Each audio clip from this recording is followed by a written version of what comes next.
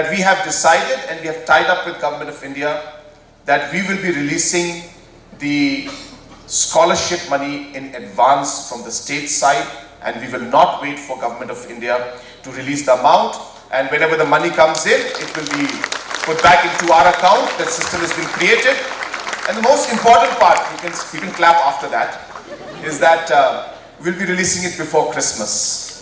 So we'll ensure that before Christmas, the CM scholarship, which we are just finalizing, we had anticipated about 70,000 students, but you'll be surprised to know that we got 1 lakh applicants.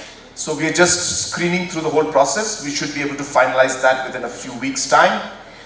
So when that is done, so the CM scholarship that we have announced will also be released before Christmas, and the scholarship from central government, which comes in at a 90-10 ratio, that also in advance, before receiving the funds from central government, we will release the funds from our side. So I would want to share that with you, and I hope that that will help the students who require that financial support, and more importantly, motivate you to work harder and to study more in a much more committed way.